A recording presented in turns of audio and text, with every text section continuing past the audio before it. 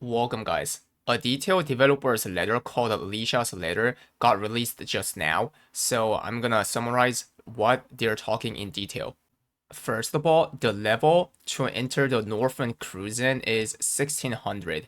You have to finish the Southern Kurzan up to this main storyline, and you have to clear the prologue questline of Echidna and Behemoth.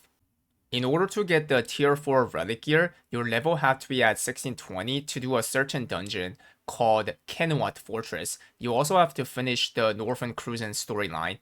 This dungeon, Kenwat Fortress, you can go in 3 times a day per character.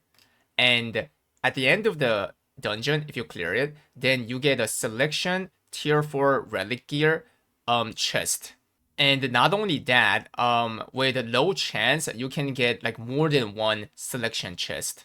And for the tier 4 relic gear, you can upgrade up to plus 20. For the ancient, you can upgrade up to plus 25. And ancient gear comes out from the Kazeras raid, where Alkan and Volten and Agir comes out.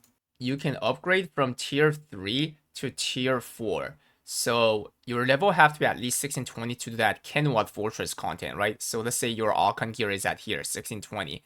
And you get the tier 4 relic gear from that dungeon. And then if you upgrade it, then it becomes plus 10, level 1640. And the basic, honing success rate starts from 10%. They're also talking about the tier 3 mats, which are transferable to tier 4. It says that the red and the blue stones, the weapon and the armor, leap stone, and the fusion stone. These 3 kinds can be convertible to tier 4 with certain ratio that is not revealed yet. And for the advanced honing system that you can do by beating Echidna raid, it turns out that it will be 100% as same as how it worked from tier 3. So you don't have to worry about that. And next one is the quality. Do you guys remember that in the Loa on, he said that the max quality will be extended from 100 to 120, which is not a good, news for a lot of people, right? Well, the good news is, they're not doing that. They are staying the max at 100 quality, and for the mats, you can use the same Stone of Chaos. And as you know, they said that they will allow you to pick what kind of glow that you want to pick. Next one is engraving and ability stone. Listen carefully since this might be a bit complicated, but I will try my best. So first of all, you have to see this part right here, the stone. Do you see this UI?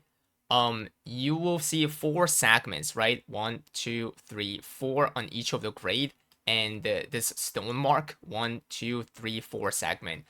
Okay, so every 5 multiples you read the engraving book, it activates according segment. So if you read 5 purple books, then this gets activated, this part. If you read 10 purple, then this part gets activated. Let's say that you read the higher grade, like legendary, and let's say you read 15 of them, then it activates this one, the 3rd one on the legendary grade. You understand this, right? And this one right here is stone. So you can see that there are 2 engravings on the stone as like how it is now. And the more points that you have, it activates the higher segment as well, the effect. So if you succeed 6 times, then it activates the 1st segment. 7 times, 2nd segment. 9 times, 3rd, and 10 times, which is the max point on that engraving, then the last segment.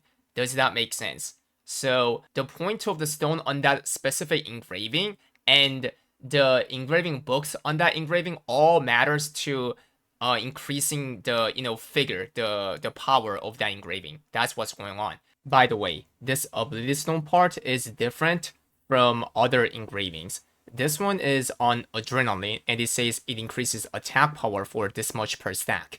If it was something like grudge, then the description would have been completely different. Something like increases the damage to the boss by like, some different figure.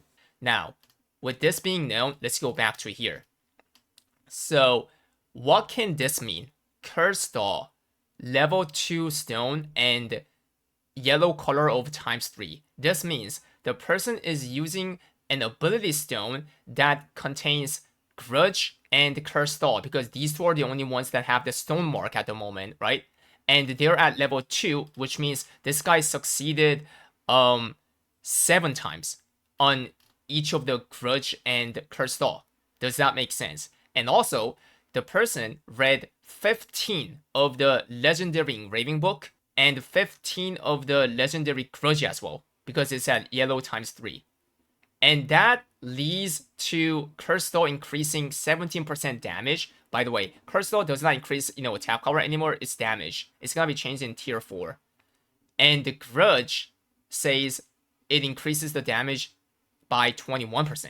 And some of the engravings itself are getting changed. Ambushmaster and Master Brawler is getting nerfed from 25% to 15% for the damage. Mana flow now increases the mana restoration efficiency and also decreases the cooldown by 8% if you land the skills. So it used to be like you should not get hit by anything, but that part got changed. So I guess this will be a good, good option for supporters. Mana efficiency increase. This one, now increases 15% of the, damage. And the status condition, as long as you're above 65% of HP, you get this 16% damage. Curse Stall, they change it from attack power to, the damage. So it becomes multiplier, then addition. Mass increase as well, from attack power to damage. And lastly, Precise Dagger will get a buff of crit damage decreasing by only 6%. Okay, let me talk about the arc passive, which is a new system. So there are 3 kinds of arc passive. One look like this, and this has to do with setting your combat stats and gear setting. That's what it says. The higher the tier is, the more kind of better effect that you can choose. So think it as a tripod. Yeah. The second arc passive looks like this, and this seems what's gonna matter a lot on the class balance. On the first 2 tiers here, there's not much difference as how it work in tier 3. It says that basically it's gonna let you use the class engraving, kind of stuff. But from 3 and 4th tier here, it says that you can choose something that can change your class's playstyle.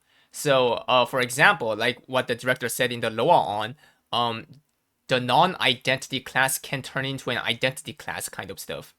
And last one is, it looks like this. So this one has to do with upgrading your 3rd awakening. So these looks like some passive tripod that can lower the cooldown as you see this hourglass, or even enhance the power kind of stuff. Yeah, and the more points that you commit, then the higher tier that you can aim for is what's going on. So how can you get these points? It says that every time you increase your combat level, not only the skill point, you will get those arc passive points as well. Starting from 50, by the way, 50 to the new level 70.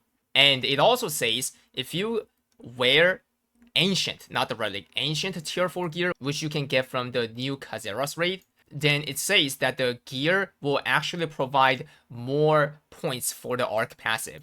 Let's go to accessories this time. So tier 4 accessory is gonna work like this. By clicking this button, which requires this mat from the weekly tier 4 raid and some certain amount of gold, you can do something that's similar to the current bracelet gacha up to 3 times.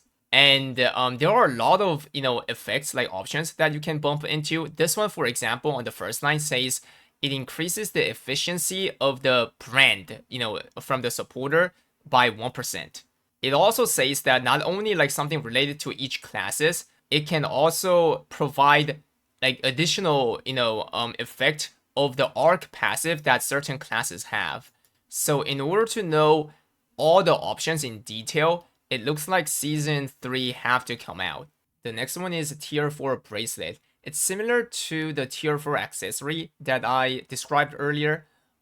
you do the gacha as like now in tier 3, but there's gonna be like new options that increases the arc passive, like this one. Arc passive third awakening plus 7, it says. Something that's a good news that's gonna change in a better way is that right now you can roll up to 4 times, right? That's gonna be same, but what you can do on the tier 4 bracelet is that, let's say that you got 4,000 strength and you don't like that, so you roll that line, but you ended up getting a garbage. In that case, there's a feature where you can go back and select the option among the options you actually had on that line for the 4 time. Does that make sense? You cannot select, options that you didn't get on that line for the 4 rolls.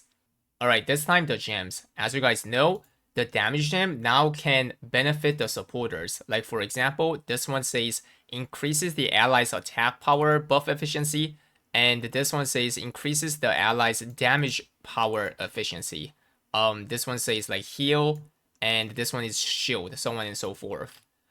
And this one is about the upgrade. So this is tier 3 gem and the levels, and this is tier 4. You can obviously tell that the minimum that it can be upgraded from tier 3 is at level 3. It becomes level 1 tier 4. Level 10 tier 3 becomes level 8 tier 4, as you guys know. This one is the new tier 4 daily. It says it consumes 100 of the resonance, and you can only enter once per day. There are 2 dailies. Like one is 1640 at least, and the other one is 1660 level required. The new Guardian raid, Age Auras, yeah, another Calventus kind of stuff. And here, of course, you can get the tier 4, mats and stuff, the accessory as well, it says. And not only that, you can test the Just Guard combat system. So this system, if you guys not remember from lower on, now you can do parry, just like from Elden Ring kind of game. If you press the G key from a certain pattern, then your character can parry. And this is like something that's completely different from counter. There's gonna be counter, and there's gonna be this new system parry as well. So spam noted. Any classes can do this, Just Guard feature, by the way. Other than that, they will increase the combat level to 70 and roster to 400. And this one, pheon. So they will reduce pheons on some of the tier 3, accessory and the bracelet stones, etc.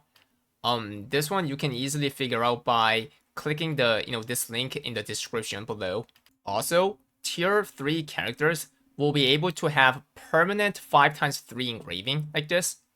And also they will give out level 6 for 14, 15 like and above characters, and level 7 to 1540 and above characters. It's permanent, but you cannot fuse these nor trade. It's considered as bound and event gems.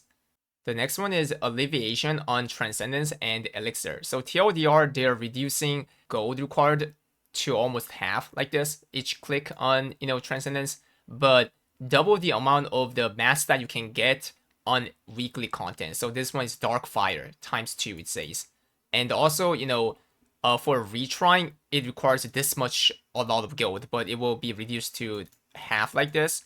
And the Elixir, same. Like each click, half, what's it called? The Catalyst. So it requires 5 right now, but it will only require 3 per click.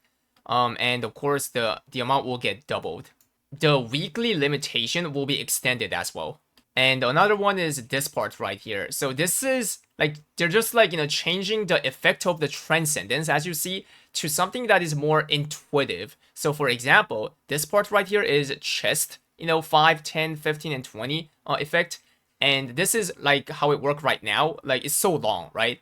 And this is how it's gonna be changed. So this long kind of thing that I don't even know what it says, will be changed into weapon power increased by 2000, period. Just like that. Like this thing, weapon power 2000 again. And last one, 3200 weapon power. It's much more simpler, but it will have like similar, power like increase to what it is right now. That's what's going on. Lastly, the important thing that I think I should cover is pet. So right now it increases percentage, right, up to 10% for the combat stat. But now it's gonna change into a fixed figure, like flat, like this. So the 10% like specialization that the pets give, for example, right now, will turn into increases the specialization by 160. Anyways, that's all for the summary. Hope you guys liked it, and if you did, then subscribe me. That will help me a lot. Stay Giga Chat. Bye guys.